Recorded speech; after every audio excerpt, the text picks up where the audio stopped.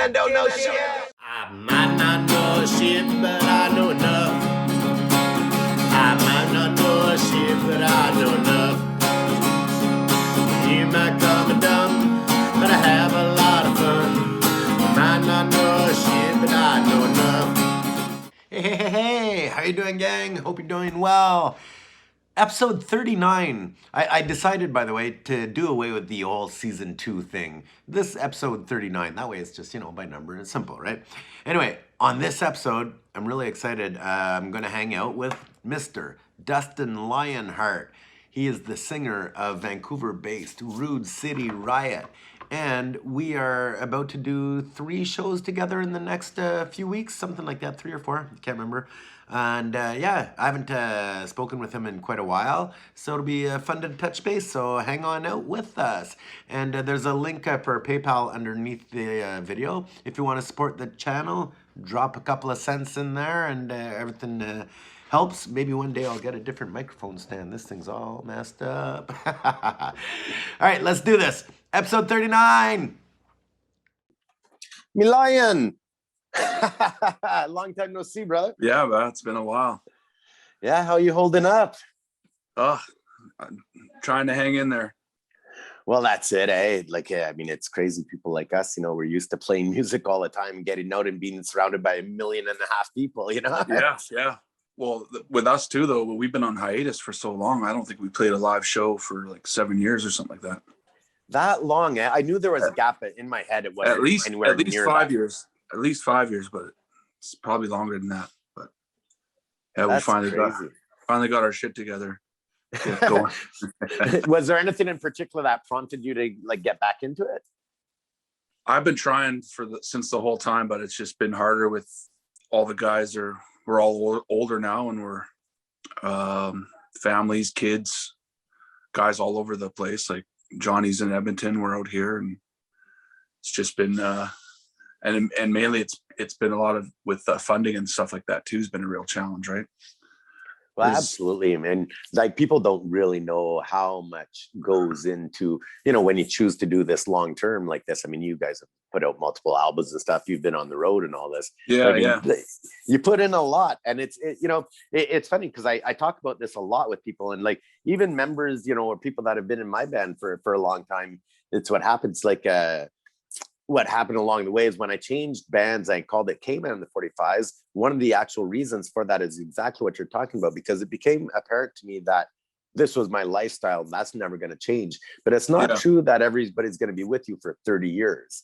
Yeah, exactly. It's a real thing. And, if somebody stays with you for 10 years, that's a good milestone. Yeah, you're doing something right if that happens. How are you feeling with this coming up, though? Pretty good. I'm excited. I saw Victoria sold out already. It's obviously less capacity, but it's a good sign. I'm just excited to get out there and play again. It's pretty much a new band. It's just from before is only me and Johnny left. Oh, really? Yeah. But like I said, it's part of the game. I mean, these days, if you're, music business is not what it was 30 years ago or 20 years ago, and it's a challenge, man. It really is. Like I said, people don't know how much goes into it. Changes a lot. It changes fast, and it's especially in this day and age, nobody's really buying the music anymore. So, I mean, for me, I've always had a full-time job while trying to do this because it's just so volatile and uncertain, right? But a lot of the guys, some of the other guys, they gig, and this is their music is their main gig, and I commend them for sticking in it and going through the trenches and surviving the way they do. Because for me, I've always had to have a job, right? But you know what? These days, I'm pretty much convinced 99% of musicians do have other jobs. Well, yeah. I mean, everybody I know that's in bands, they all come off tour or between shows, they're working. There's been no choice the last 18 months, obviously, but. Yeah, well, that's it, man. 7 years off. Actually, okay. The listeners probably don't really realize this. But you guys, City Riot, and us, came out in the 45s. We're doing 3 shows together coming up. I can't wait. I'm super excited. Yeah, it's gonna be awesome. I couldn't think of a better band and brothers to get back doing this again with. Man, the last time I think we did this was like maybe 7 years ago. Montreal Ska Fest. That's right. Yeah, man. With Big D. Yeah, man, that was a fun night. And I remember you're a very large man. And I was trying to get to the bar, but you were busy talking to somebody. You were in my way, man. I was trying to duck to the right and left, get a drink, you know? Actually, speaking of which, happy Saturday, man. Oh, yeah. Cheers. I don't have one to join you with, but hey, that's all right. Yeah, man. Yeah, I'm an even bigger man right now. I broke my knee 2 times in 6 months last year. So I've actually been hurt and at being at home too, right? So I've gained I'm back to how I looked in the early days of Rude City Riot right now. But maybe if I get skanking up there, I'll drop a few pounds. Oh, it won't take long, man. I mean, I would love to do one of those calorie counts. You know, people talk about their whatever steps they do in a day, man. You do one show for 1 hour. Some hardcore cardio. 100%. But it's wild. Well, one of the reasons I said you're a big man, I mean, you get injured in your home for this period of time, obviously, you know, and you know, people like us, we probably love to eat and drink beers and stuff like that too, you know. But one thing about you though, that I don't know if everybody knows this, but man, you're quite the fitness guy. Well, yeah, I was before all this, but I used to compete in bodybuilding, and I played junior hockey for 4 years. I was a boxer, so sports has always been around. But as I was saying lately, I've kept up the athlete appetite without the exercise to back it up. So I hear you. What happened to your knee? I broke it twice at work. Yeah, I fell. The first time was my fault. I just tripped like a klutz that I am and fell, shattered the kneecap, and then finally got back to work. And 2 months later, I fell through a floorboard and broke the same knee. Man, so it's really it's done a number on me. Yeah, for sure. Yeah, I mean, you work in construction, right? I was working for airline, big airline. And okay, when you say you fell through a floor, that's at the inside of an airplane. Yeah. It was wild. The first guest I ever had on this podcast was Dave Cooper. This would just be another excuse for him why nobody should ever fly. That's wild, man. But yeah, bodybuilding. I mean, you work out like hardcore in general. I used to, for sure. I got to get back into it, but Do you still plan to compete? I think that ship has sailed now. Just with the leg, I probably won't be able to recover to what I was before, and I'm older too. I'm 42 now, so I mean, you know, I always like that expression. Nobody grows younger. Yeah, exactly.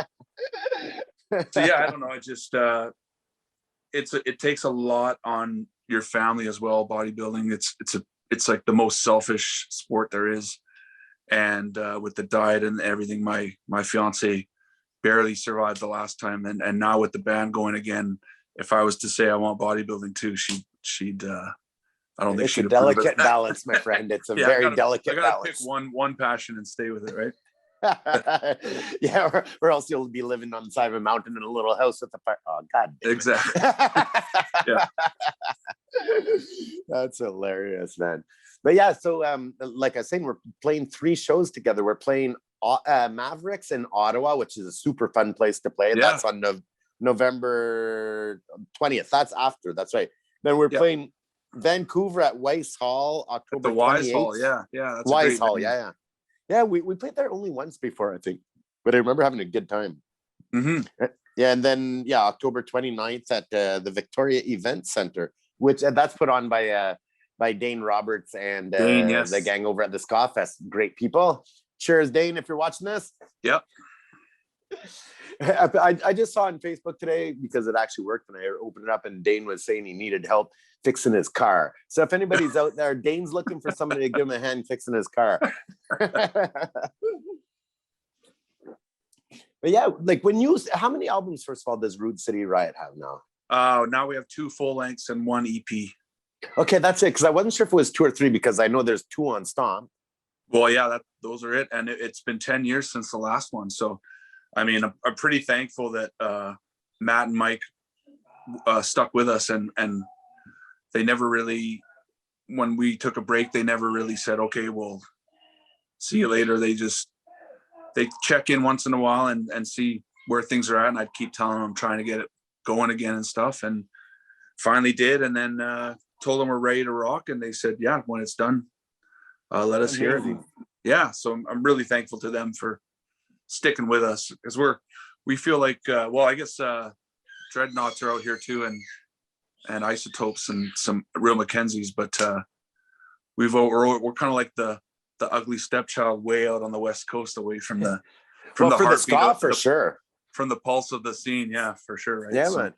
That's why I'm happy you guys are rolling again as well. Now we have some ska, but I mean, there's other ska buddies out there too. Don't get me wrong, but I mean, like, you know, you guys, it's label mates, and we go way back. Yeah, you know? So sure. That's freaking awesome. Just before this, I was going through, you know, I haven't listened to all your songs in a long time, but I was playing Shady Schemes. Man, wicked job, eh?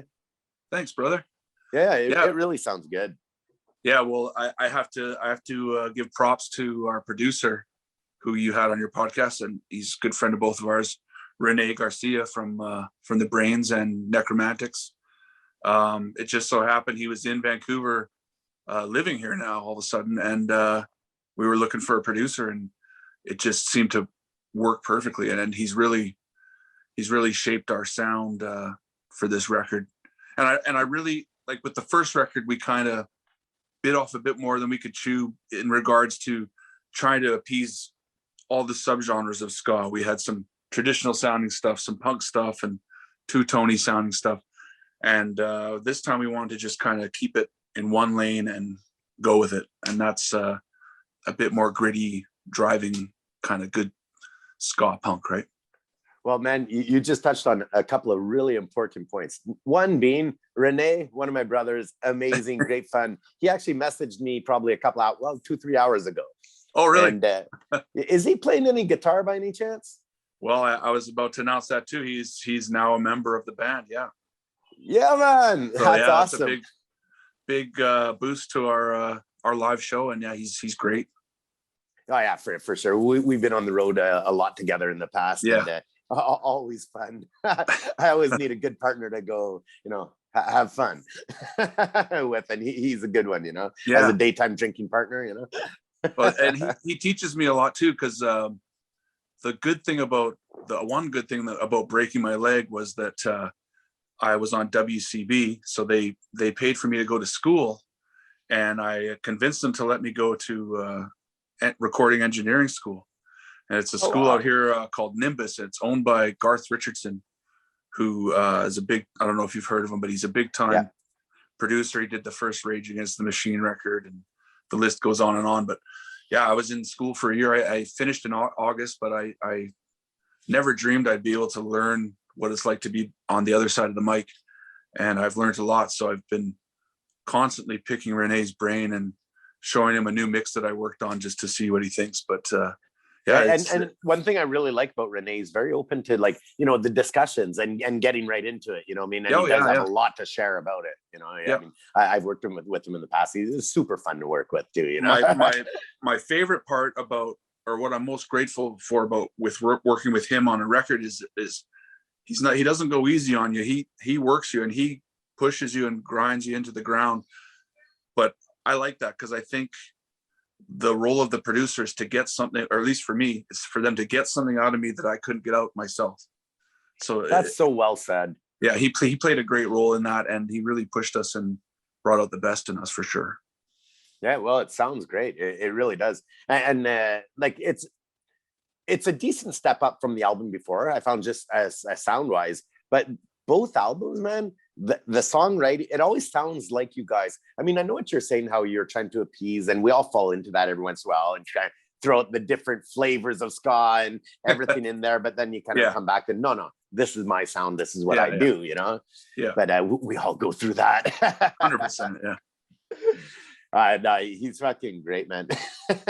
I'm a little more excited to get out there even now. I'm thinking back the last time we were out in Vancouver and Victoria, me and Rene. Those are some stories for another day. Yeah.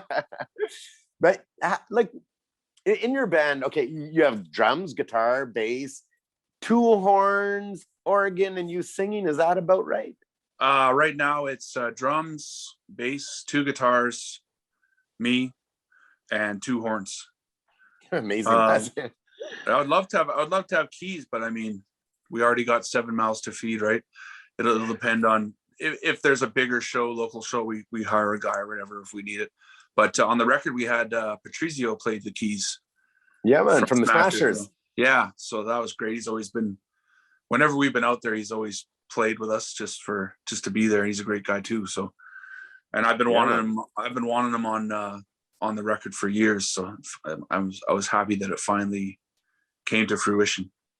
Yeah, it's fun since the pandemic's kind of lightened up a bit. I saw him 4 weeks ago. I did a solo acoustic show and he was playing with the Boyds and got to hang out. It's good to finally, start seeing some faces. Have you been out at all around other bands and other people doing stuff? I haven't been out to see any shows yet, but it's or I can hear the door jiggling. It's my 2-year-old son. I locked it so he can't get He's more than invited. But I haven't been out to see any live bands yet. I saw my dad plays and still tours and stuff. So I have seen him play a couple times, which it's always great. He's amazing. His name's Hank Lionhart, and he's a blues singer. And I'll never sing half as good as he does. He's amazing. I really wonder if he knows my dad, who still plays and tours all the time, and he's a blues singer and tours out west all the time in different countries and stuff, and sings way better than I do as well. His name's Terry Gillespie. Terry Gillespie. I'll you know what, that name sounds kind of familiar actually. Yeah, I'd bet you $1 that they know each other. I'm sure they do. Yeah. It's wild. Well, it's such a small community when you really think about it. Canada is such a large area. I mean, the main music scenes are really clumped together and everybody gets to know everybody real fast, right? Yeah. So with your dad playing, because one of the things I want to check in with you about is kind of your journey like into music, not necessarily like even before Rude City. Like what was your journey into music like? That's the thing. I've been it was part of my life as soon as I came out of the womb. My dad, they had a band called Uncle Wiggley's Hot Shoes Blues Band out of Victoria. Nice. And they signed to RCA, and back then that was a huge deal. And they got some airplay, and their first record was produced by Tom Lavin from Powder Blues Band. He wrote those hits like Doing It Right. Yeah. And then I think they did one more record and didn't reach the sales, and that was it. But he's always been playing in all kinds of bands throughout my life. Too many to mention, but I've just been thrust into it from an early age, and he's always been supportive and offered his 2 cents worth and stuff. One sure. Cool story. This is a funny story, because we were in Victoria, but then we moved to Vancouver when I was little, and so he had to start a new band, and he decided to call it the Toasters. And they formed like before the Ska Toasters, and they got all kinds of corporate gigs in town here. Commodore, they are opening for we have a signed record from Muddy Waters, things like that. All the guys love Muddy Waters. Yeah, but we get this call from New York, and it's what's the guy's name? Steve something. He was was the manager of Moon Records with Bucket. And cool. He called kind of being like, hey, what, you guys are called the Toasters, and you need to cease this right now. And my dad's like, look, we're a bunch of old guys. We were Toasters before you were the Toasters. We don't tour. We're not going to bother anything. And I was like 14 or something, so I was super embarrassed by it. But I'm like, oh man, Moon Ska called, and now they're pissed off and all this. But that's a great freaking story. Yeah, Moon Records called my house, which was, to me, was the coolest thing ever. Yeah. Yeah, man. It would have been funny. Imagine if your dad like really tore into them too, Well, he kind of did. He was kind of, look, you got nothing to worry about. Like, we're not a threat to you. We're just a bunch of old guys. We play locally, but Yeah. So then a That's couple wicked. years later, I finally get into ska, and we formed this band. We were shitty as hell, probably. It's like 15 years old. And we get a call from Scott Stewart, who ran Scott T Scenic Drive for years and years and years. It was a radio show on CITR at a UBC. And he heard about us somehow. We'd only had a couple practices. He said, "You want to play your first show?" I'm like, "Yeah." And he's like, "You're open for the Planet Smashers." So it's kind of funny that I was playing with the Planet Smashers at 15 years old, and then all those years later to get a email from Matt asking if we wanted to be on Stomp was like a dream come true. That's So that was wild. pretty cool. Yeah, comes full circle. But you know how we're talking about small communities, but that's the thing too. I mean, if you take all the, whether it's Winnipeg, Vancouver, Victoria, Montreal, Quebec City, wherever, the major cities in Canada, and then you separate the bands by genre, because, you know, for sure, if a ska band rolls in, they will probably want to do a ska show. And if it's one or two bands together on tour, you probably want to, you know, invite some local openers to the show too. So for sure, that's it. I mean, no city probably has more than 4 or 5. You know what I mean? So yeah, like, you get in right away. Yeah. At that time, there was just we were called the Scavengers, and there was us. There was a band called Scaville, who was former members of the Villains, who were the first ska band in Canada back in the late 70s, early 80s. Was your band on the All Canadian compilations? The Scavengers, I mean? No, we tried. No. I sent it to Matt, and he's like, he was being polite, but it was probably nowhere near what it needed to be yet, right? We thought we were awesome back then. Hey, it's all part of the journey, brother. I know how you feel. Yeah. And do you play instruments as well?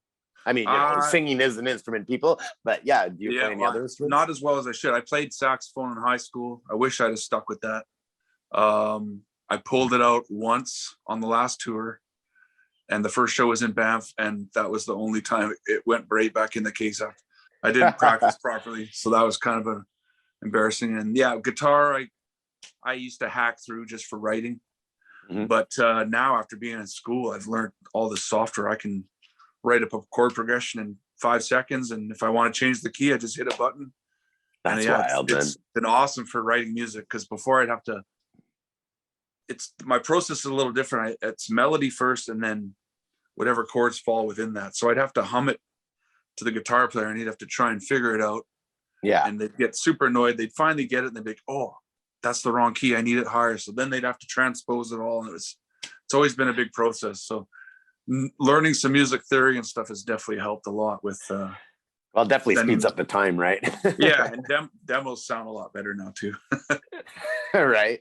Oh God, some of the demos, you know, when you're songwriting, because that's a whole thing too. Not like there's all kinds of amazing musicians out there, but it's not everybody that writes or brings the song to the band, and then it expands from there or whatever. But that's a huge art, just songwriting. Yeah. It's my favorite part of it. Definitely. Yeah, I'm with you on that. Do you write the majority of the songs for the band? Yes. Usually it's mostly me, and then another new member we have is this guy named Luke, who's from Montreal, and he's been working with me for the last couple of years trying to get this all together, and he's been really organized with crunching the numbers, helping me apply for grants properly, and all this stuff that I was totally overwhelmed with before. Yeah. But he's been showing some ideas, and he ended up co-writing some of the songs on this last record. So he's brought another good perspective. Well, it's good to have partners to work with. I mean, because I know what you mean. You're at home, you're probably writing a song. Sometimes it might start with a melody, like you say, or sometimes maybe lyrics or the music or the chords that go under that. But I mean, and maybe even the framework. It depends. Like some people who write songs, I've sometimes had to pull back on how much to get into the songwriting and how much to leave open for when I bring the song to the band, so that they could add into it. It's always kind of Well, it depends on the song. It's not always constant or the same there, but I don't know. Is it the same for you a bit? Or? As far as which? Well, like to what, like when do you bring the song to the band? Like so you might bring a totally finished song, or maybe you just leave some of it open-ended for the musicians that you're playing with. I don't know. Usually it's finished, or sometimes I'll, like with Luke, for example, I'd write the basic verses and choruses and then say, okay, there should be a bridge here. Go at her, have fun, and come up with whatever. Other times they'll send me a chord progression and then I'll try to write the melody over top and the lyrics. Mm-hmm. So there's certain ways that those things can work too. Yeah, I'm always, that's one thing I'm always super interested in is the process of songs, because no matter how good musicians are, it comes down to you need the songs, you know what I mean? Yeah. And it's cool because everybody has their own way, and it seems to, you can kind of pick and choose from people you come across with, like, oh yeah, that's kind of cool. Try that next time, and see if it works for you, right? Yeah. It's cool. And like the amount of hours that go into that as well, because step one is kind of, maybe daydreaming up a song, or you're actually sitting down and say, I'm going to write a song, Yeah, for me, it's usually like driving, or if I'm doing something, I just start humming. Yeah. And then you stick with that melody, and I usually just sing it into my phone so I don't forget it. And that is hilarious you say that, man. Yeah. If you open my phone right now, or like I always do it with videos because I'm driving, so I just like hit record, right? There's all kinds of videos of little stupid things or odds and ends. Yeah. 6 second long or whatever. Yeah, exactly. And yeah. That's funny. Were you always creative on the writing side of things? Like, did you start at a young age writing, or did that come later? I think I was like 14 or so when I started writing songs. So yeah, it's always been something that luckily just came naturally to me. Mm-hmm. Yeah. It's cool. I always have actually it's so funny. I always get art binders like this, Yeah. And always, for some reason, they're the most comfortable to write. That's why I do my lyrics in, But it's funny when it comes to songwriting. I just, I was talking about this not too long ago with a friend of mine. I have a couple of different ways I do it, but it doesn't veer off too far though. I just have, sometimes the song will start with the lyrics. Sometimes it'll start with, like you say, humming something in the car, or sometimes because I play guitar, a riff kind of inspires the rest. But it doesn't always come out that easily, Yeah, you play good guitar, so for you, I could see that being definitely that would definitely change my whole perspective if I was able to play that well, right? But that's one of the beautiful things about a band, right? Yeah. Do you do the thing where you get your melody and then you start kind of figure out the words and you're just kind of like singing gibberish, and absolutely, and then it almost, you have to try and find a word that fits with that same gibberish you were saying, because it just suited the hook so well, right? When I write the songs where I have a chord progression first, that happens, because then I'll be kind of, and then diggity dong. Absolutely. And some of those are magical, because like, even by the time I bring the song to the band, I still might not have finished the lyrics, and I'm kind of freestyling, and I constantly record things on my phone all the time when we're jamming stuff, when we're doing that type of thing. Then I go back, listen to it. Oh, I like that verse or that verse idea. Then I'll write it down, It's not easy though. Like some people, if you've recorded 3 albums so far, after a while too, like for some people, maybe it gets easier, but when you're at album number 5, 6 or whatever, do you ever get scared of running out of ideas? Sometimes, yeah. It's come to me before. They seem to come in waves. Like there'll be like all of a sudden 3 or 4 ideas all at once, or you come up with the cool hook and you're like, oh, I can't figure out a chorus, and then I go back into the phone like we were just talking, and like, oh, this will work, and I just mix and match things, and sometimes it works really well. You never know when something's going to come back and just be perfect, right? Absolutely. Hey, since COVID, is happening and all that, and now venues are opening up and shows are happening, How is it affected out west? Like when I say out west, I'm thinking like, Vancouver, Victoria. Like, are venues still rolling? Have any shut down or anything like that you're aware of? There was a shutdown for a while. Yeah.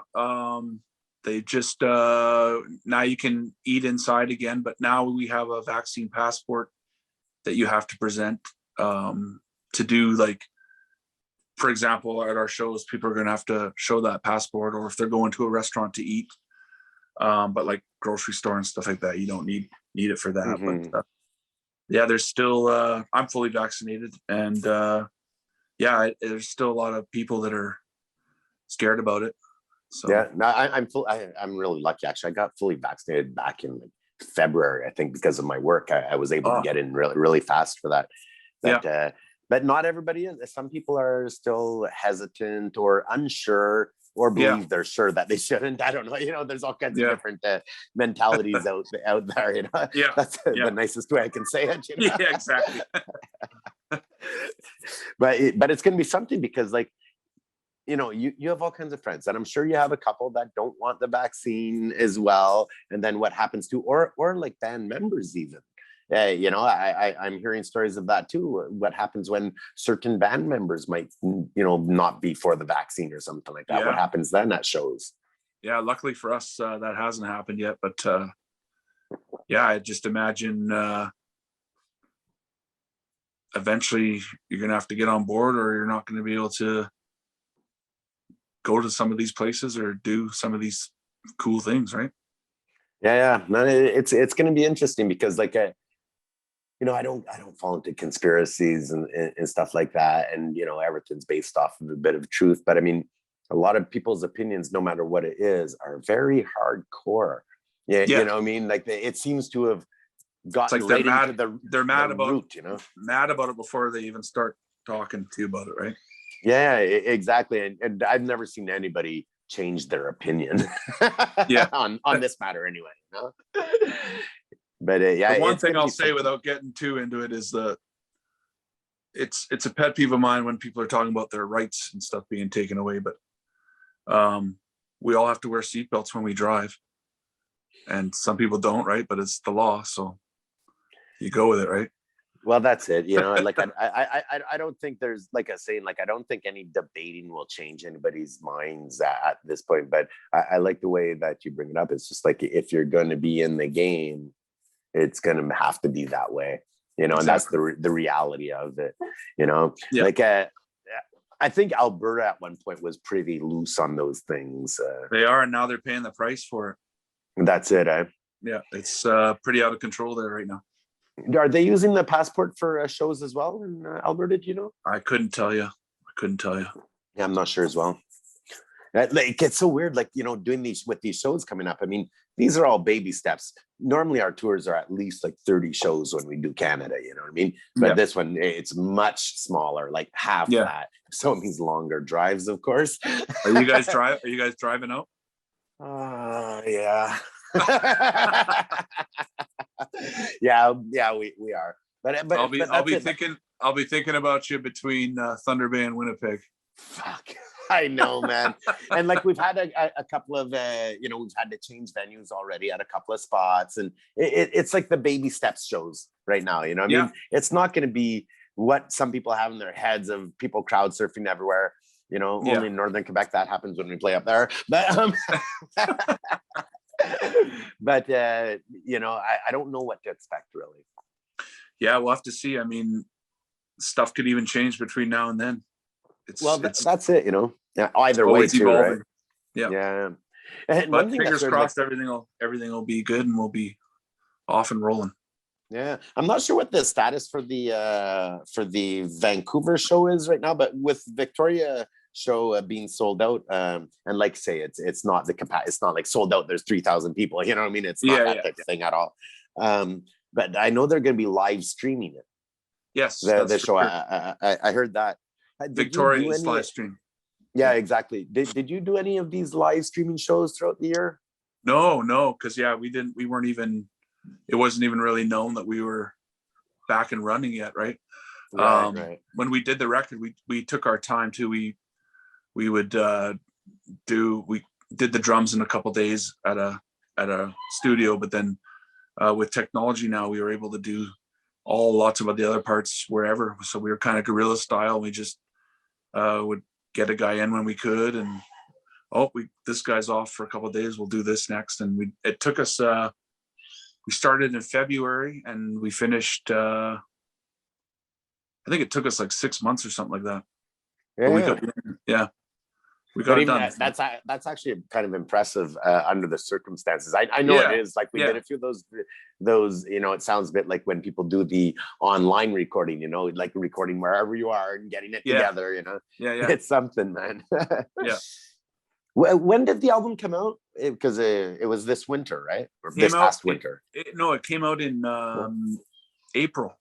April, yeah. Because really cool. You guys have 2 videos out for so far? 2 videos, yes. My mind is working today. By the way, I really love the Hero with a Death Ray. Isn't she great? Who did that? Her name's Katie. She's in Toronto. She did one of the videos for the Anti-Queens as well, and she just captured it so well. I was so happy. Yeah. I mean, who didn't want to ever be, you know, in a cartoon band? You know, it looked like we're in the Flintstones, but like the Alien style at one point. You know.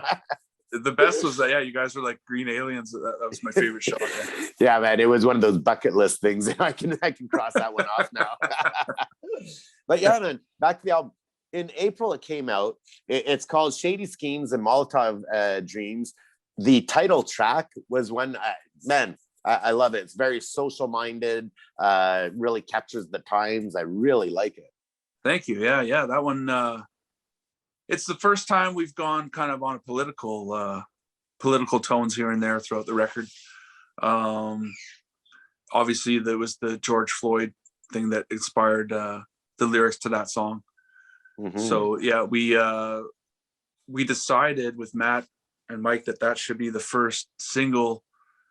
Not because we thought it was the best song, but just lyrically it had a good message, and doing a lyric video to start out with really was so that everyone could really see the lyrics behind it and everything. Yeah, you should all check it out. I'll put the link under this as well. It's really good. Thanks. But I think it's really cool because I share that with you. I don't always write political stuff, but around that time, our last album was a bit like that too, and what you did. But there was so much, like it was almost to the point with everything that was going on at that moment in time. It's like if you did, it would feel awkward to not mention what's going on, you know, in the world at that time. So it's good you put that out as the first video though, because you know it's in that time, it's live, you know. It's also like, I mean, Two Tone was based on racial equality, and that's why checkers are the main flagship of ska, because black and whites and all races together, everybody's welcome. So I mean, it's part of the history of who we are as ska musicians to kind of keep carrying that flag forward, right? Absolutely, and no matter how it evolves. You know, you give credit to the roots, but I'm not saying, you know, like I'm not a fan of somebody that always says go play like the roots too. I think things do evolve and everybody brings their own flavor and that type of thing. Yeah. But you're 100% correct though, and it's important to keep that message and that root in the music. I believe anyway. Yeah. And if there's a music that's going to help keep spreading that message, it should be ska, because right, it's just happy, right? It makes you feel good, and people have no choice but to move. So yeah, man. And it's funny, I was kind of daydreaming while you're talking there. The last time we played, when we at this Montreal Ska Fest together, I remember I think that might have been the first time I met you. It was when I met you and when we started talking was when like I said before, I was trying to get around you at the bar. I think that's when we started talking. Yeah, probably. But man, I remember it because Johnny was playing horn. I like, it's crystal clear in my mind. And you're a very strong man, and Johnny's pretty thin and tall as well. I remember him leaning back. You're just kind of like one arm, and he's totally leaned back on you, playing the horn while you're singing. You're going all at it. I'm like, man, I like these guys already. I love it. Yeah, I used to like pull him back, and you could tell when he'd start to get nervous because his horn would be like. as he's clenching up, right? As I'm bringing him down really low. That's it. I even think he had big cowboy boots on for some reason that night. I don't know why that's in my head. These things happen. Oh, you know what? He had early in the day, we actually got a sponsorship from Doc Martens. And they sent us all the regular boots, but the only size that was in his was the super high. That's what it was. Extra hold ones. So he's ran with them and he's worn them ever since. That's wicked, man. I can't wait to fucking do some shows, bro. It's coming. It's gonna be great. I'm super stoked. Yeah, man. Hey, listen, this is how I've been ending my my shows these days, because we're all musicians. I think one of the cool things about musicians is that we like to share what we like. Can you name me 5 albums that you think everybody should hear at least once in their life? Out Come the Wolves, Rancid. That's my number one. Planet Smashers, Mighty. That's still super influential. I really like the new Long Beach Dub All Stars record. Yes. Yeah. That's right. Yeah. Yeah. I saw them with where you get your love from. Tell me where you get your love from. Yeah. Right off the bat. It's great song after great song. That was actually the last live show I saw, was them and the Agrolites in Vancouver. What a bill, before COVID, right?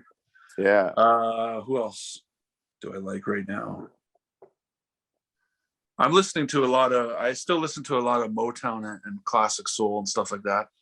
So a lot of people don't know about Tyrone Davis. That's an artist I really like to listen to. If you want to hear some good soul, I'd check him out. Tyrone Davis, I will check Tyrone Davis, yeah. Specifically, Turn Back the Hands of Time is a great song. Cool. I gotta name one more. I'm on the spot. One more. Yeah, man. Okay, for the last one, go outside of the box. What would somebody be surprised that maybe you're alone in a car, you think nobody's listening, something comes on, you're like, oh, I like this, only if nobody's watching. What is it? Dwight Yoakam. There you go. I knew that was coming. Yeah. I knew you had that side. He's cool. I think he's cool. I love his voice, and yeah, he's just he's been cowboy from California. It's pretty cool, I think. I love it. I love it. Dustin, man, I can't wait to see you. It's coming soon, man. Our van's in the garage right now. I'm just waiting to pick it up, and I'll front you the bill. It'll be good, We'll see you out west, my brother. Cheers, brother. Take care. See ya. Talk to you later. Bye. Bye. Oh, K-Man don't know shit. I might